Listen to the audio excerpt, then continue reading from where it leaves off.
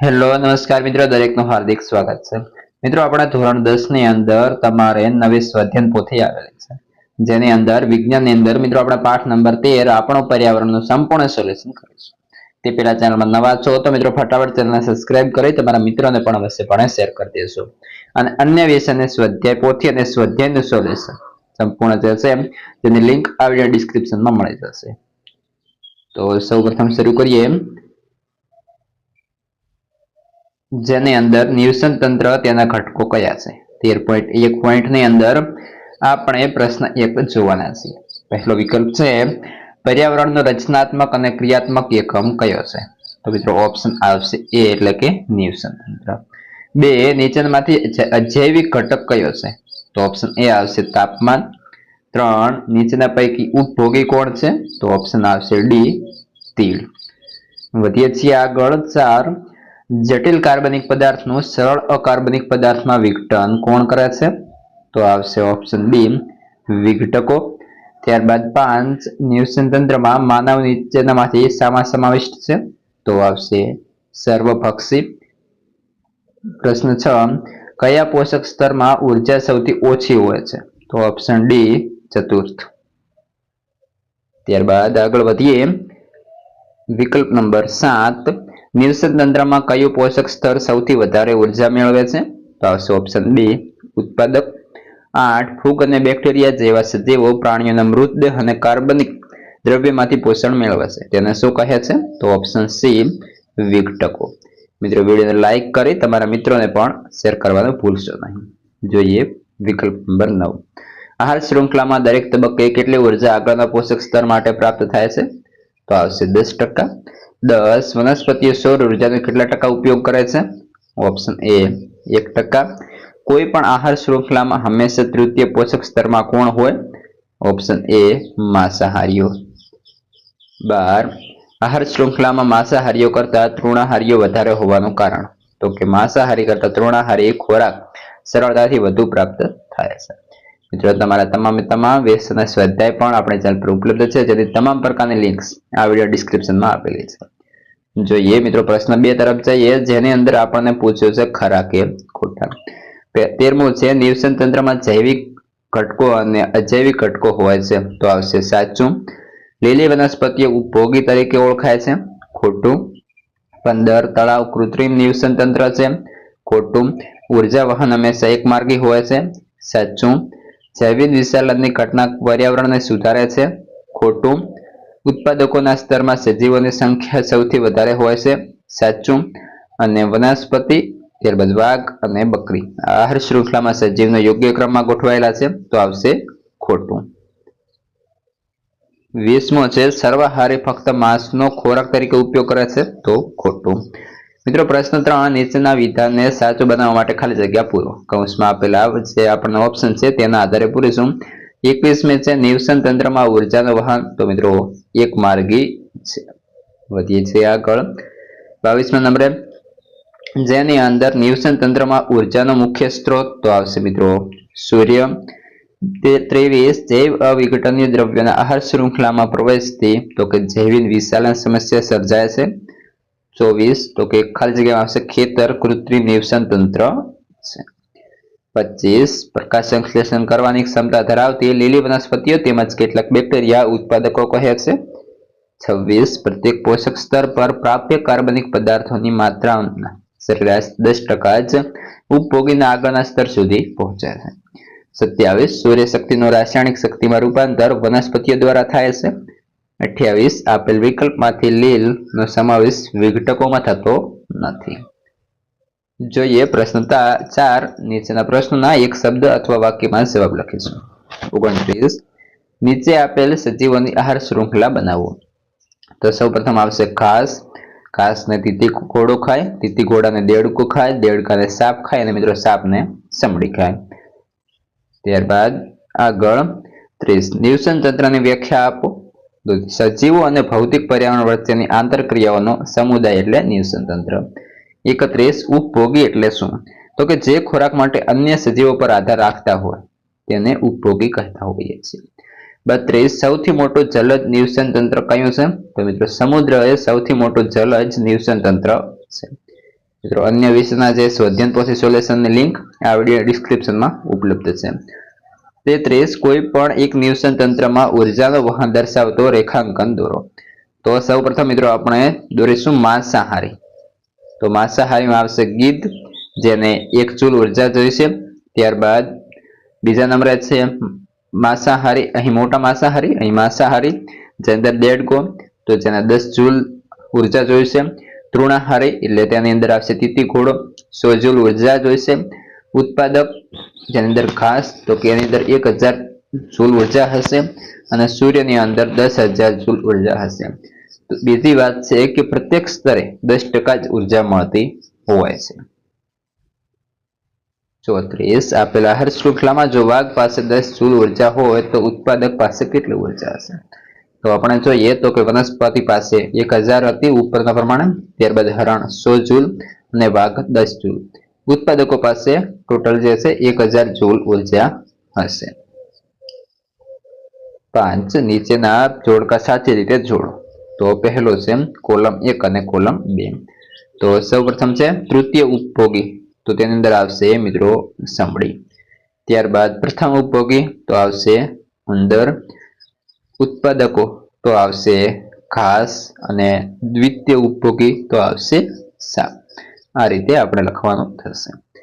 ત્યારબાદ આગળનો જોડકો છે કુદરતી નિવસન તંત્ર, તો આવશે મિત્રો જંગલ, અને કૃત્રિમ નિવસન તંત્ર તો આવશે ખેતર. આગળની કોલમ છે કોલમ 1 અને 2. તો વનસ્પતિ અને પ્રાણી બંનેનો આહાર કરતા પ્રાણીઓ, તો સર્વાહારી કહીશું.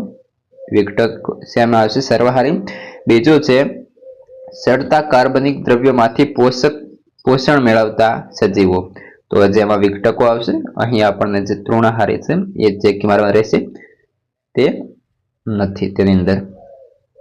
38 પ્રથમ કક્ષાના ઉપભોગીઓ, તો આવશે મિત્રો ગાય, સસલું, ભેંસ, બકરી એટલે કે ઓપ્શન બી.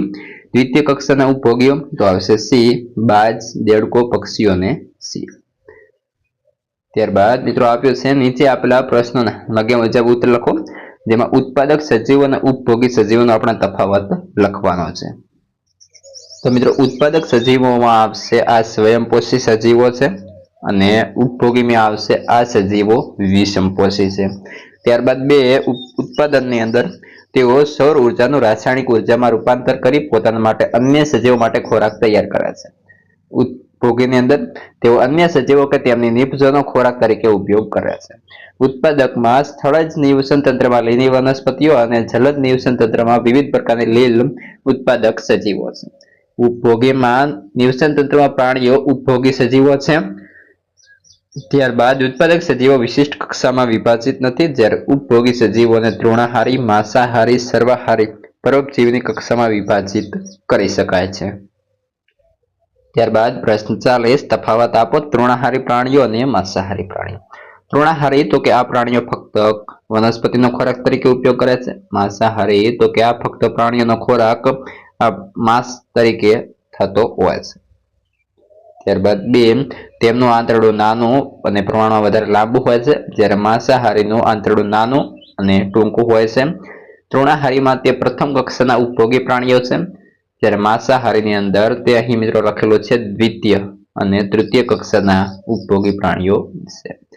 ત્યારબાદ 41 જૈવિક વિચલન ઘટાડવા માટે તમારા 4 સૂચનો આપો. તો કે જંતુનાશકો અને રસાયણોનો ઓછો ઉપયોગ કરીશું, ઔદ્યોગિક પ્રદૂષણ પર નિયંત્રણ કરવાનું, જૈવિક વિસ્તરણ પ્રત્યે જાગૃતિ કેળવવાની, કચરાના યોગ્ય નિકાલ અને પુનઃ ઉપયોગ કરવાનો. 42 નિવસન તંત્રમાં ઘટકોની ભૂમિકા સમજાવો. તો કે વિઘટકો જટિલ કાર્બનિક દ્રવ્યોને સરળ અકાર્બનિક દ્રવ્ય વિઘટન કરે છે. આ સરળ અકાર્બનિક દ્રવ્યો વનસ્પતિઓ દ્વારા પુનઃ ઉપયોગમાં લેવાય છે. આ ઘટકો દ્રવ્યના ચક્રીય દ્રવ્યમાં અગત્યની ભૂમિકા ભજવે છે. પ્રશ્ન 43 આપણે તળાવ કે સરોવરને સાફ કરવાની જરૂર પડતી નથી, પરંતુ માછલી ઘરને નિયમિત સાફ કરવું પડે છે, શા માટે? તો કે તળાવ અને સરોવર એક કુદરતી ઇકોસિસ્ટમ છે. તેમાં રહેલા જીવો, વનસ્પતિ અને પ્રાણીઓ તેમાં પોષક તત્વોના સંતુલન જાળવી રાખે છે. જ્યારે માછલી ઘરે માનવ સર્જિત સિસ્ટમ છે, તેમાં કુદરતી સંતુલનનો અભાવ રહેલો છે. તેમાં માછલીનો કચરો, તેના ખોરાક અવશેષો વગેરેના નિયમિત સાફ કરવા પડે નહીં તો માછલીના સ્વાસ્થ્ય પર હાનિકારક અસર પડે એટલા માટે. ત્યારબાદ પ્રશ્ન 44, જેની અંદર પોષક સ્તરો ગોઠવાના છે. તો બી માં આવશે શાકાહારી, સી તો કે પ્રાથમિક માંસાહારી, ડી ગૌણ માંસાહારી અને એ ઉત્પાદકો સૌથી વધારે ઉર્જા ધરાવે છે. ત્યારબાદ પ્રશ્ન 45, તેની અંદર નિવસન તંત્ર એટલે શું, તેના પ્રકાર જણાવી સમજાવો કે બગીચો એક નિવસન તંત્ર છે. તો કે નિવસન તંત્ર તો કે સજીવો અને તેમનું ભૌતિક પર્યાવરણ એકબીજા સાથે આંતરક્રિયા કરી એક કાર્યકારી એકમ બનાવે તેને નિવસન તંત્ર કહેવાય. નિવસન તંત્રના પ્રકાર તો કે કુદરતી નિવસન તંત્ર, જંગલ, દરિયો વગેરે. કૃત્રિમ નિવસન તંત્ર તો કે ખેતર, બગીચો અને માછલીઘર. બગીચામાં વિવિધ સજીવો અને નિર્જીવ ઘટકો હોય છે. આ ઘટકો એકબીજા સાથે આંતરક્રિયા કરે છે. ઉદાહરણ તરીકે વનસ્પતિએ સૂર્યપ્રકાશનો ઉપયોગ કરી ખોરાક બનાવે અને પ્રાણીઓ વનસ્પતિ એટલે પર નિર્ભર રહે. આમ બગીચો એક સંપૂર્ણ કાર્યકારી એકમ બનાવે છે જ્યાં ઉર્જાના પ્રવાહ અને પોષક તત્વો અને ચક્રણ થાય છે. તેને એક નિવસન તંત્ર બનાવતું હોય છે. પ્રશ્ન 46, જીવન નિર્વાહને આધારે સજીવોને કયા જૂથમાં વહેંચી શકાય, ટૂંકમાં સમજાવો. તો કે સ્વયંપોષી સજીવો અને વિષમપોષી સજીવો. સ્વયંપોષી સજીવો તો કે આ સજીવો પોતાનો ખોરાક જાતે બનાવે છે.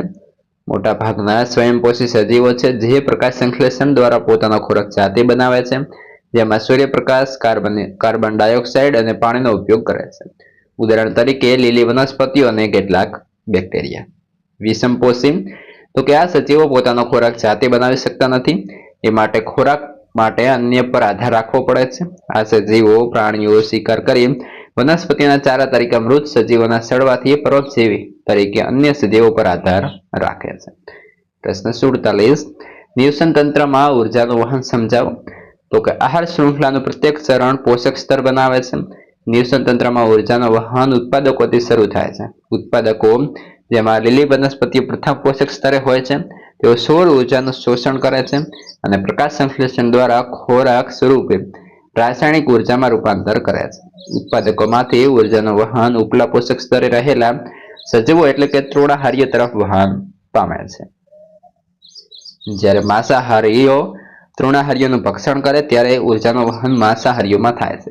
આમ ઉર્જાનું વહન ઉત્પાદકોથી વિવિધ સ્તરના ઉપભોગ્ય તરફ થાય છે. તેથી નિવસન તંત્રમાં સૌર ઉર્જાના પ્રવેશ દ્વાર તરીકે ઉત્પાદકો છે અને તેઓ ઉપભોગી માટે ઉર્જાનો સ્ત્રોત બને છે. રાસાયણિક ઉર્જા સમગ્ર જીવસૃષ્ટિના સજીવ સમુદાયની બધી ક્રિયાઓનું સંપાદન કરવામાં મદદરૂપ છે. પ્રશ્ન 48, પોષક સ્તરો એટલે શું, કોઈ પણ એક આહાર શૃંખલાનું ઉદાહરણ આપી તેના પોષક સ્તર વિશે સમજાવો.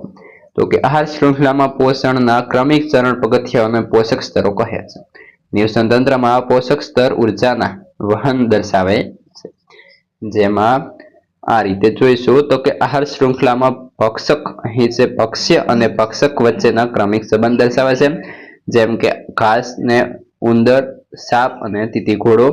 તો આ જે મિત્રો ઉત્પાદક છે અને અહીં પ્રથમ સ્તરના પોષક સ્તરો છે.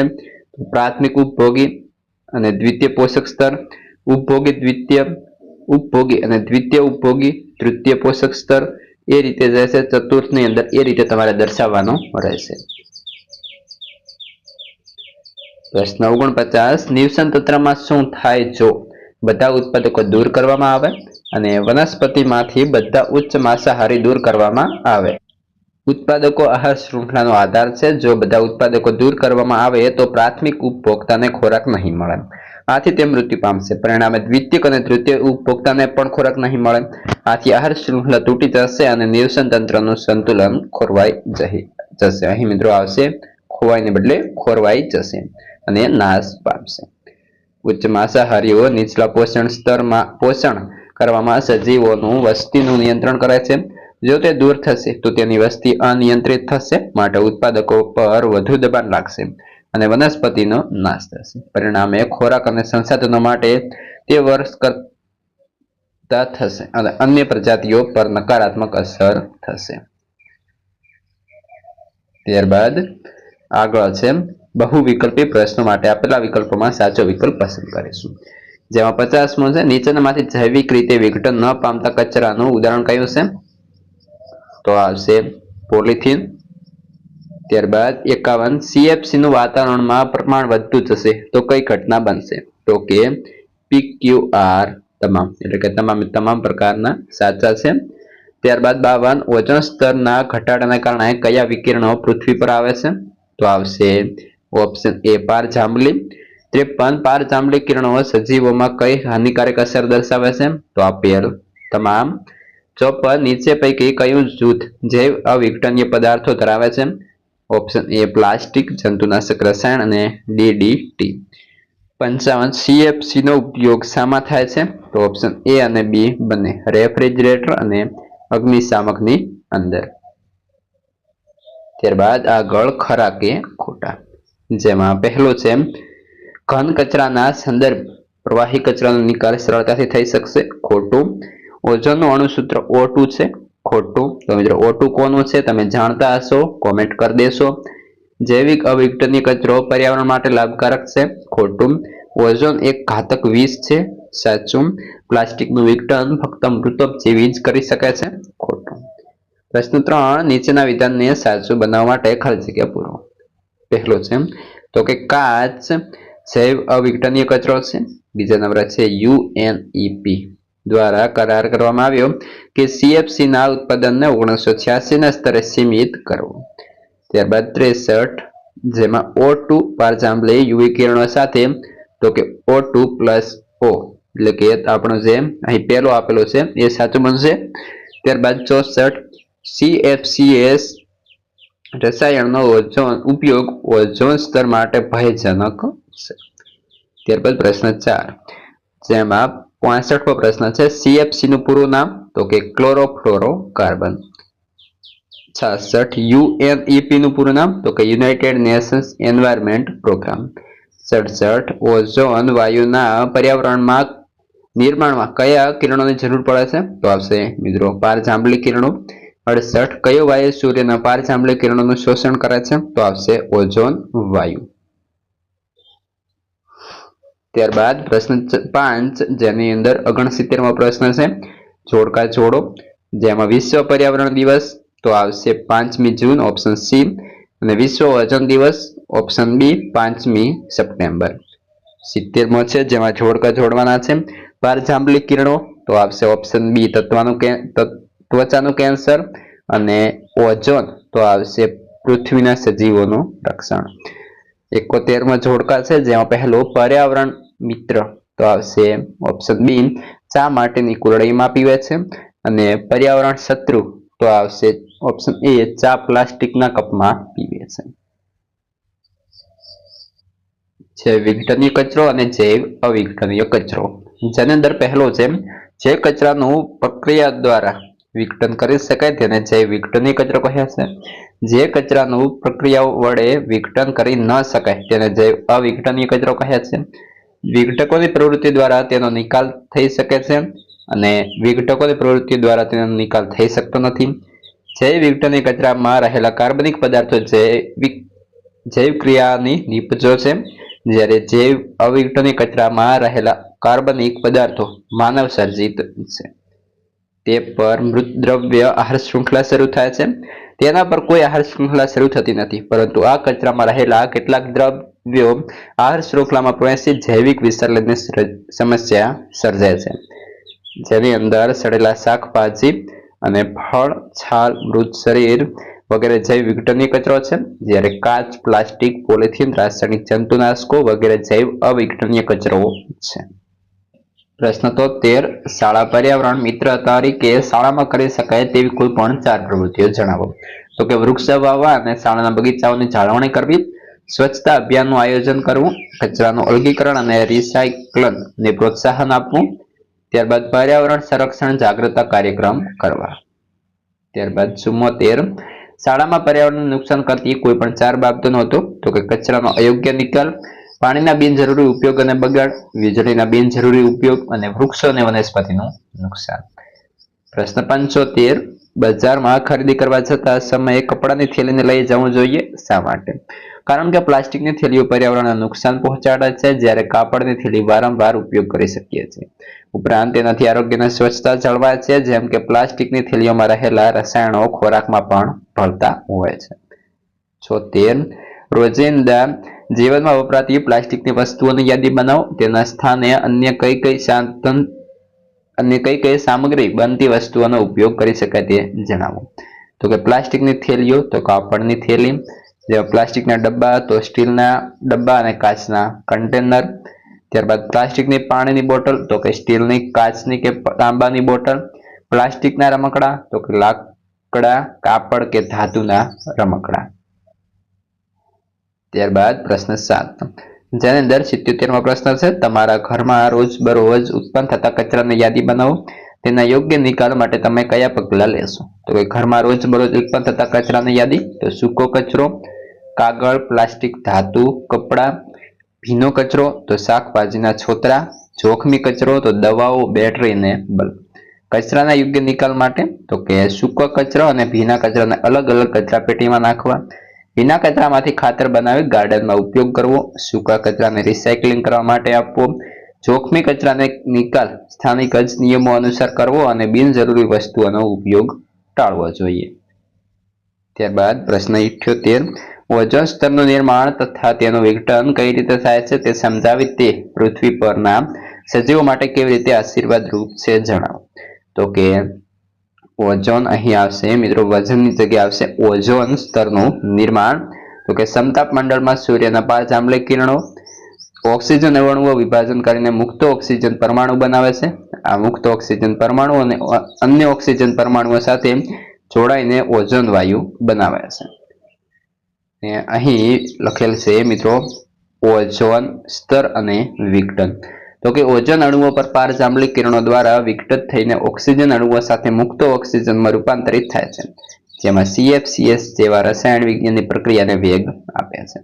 તેના ફાયદા, તો કે ઓઝોન સ્તર સૂર્યમાંથી આવતા પારજાંબલિક કિરણોને શોષે છે અને સજીવોને ત્વચાના કેન્સર, મોતિયા વગેરેથી બચાવે છે. UV કિરણોને ઘટાડો પર્યાવરણ સંતુલન જાળવવામાં મદદ કરે છે.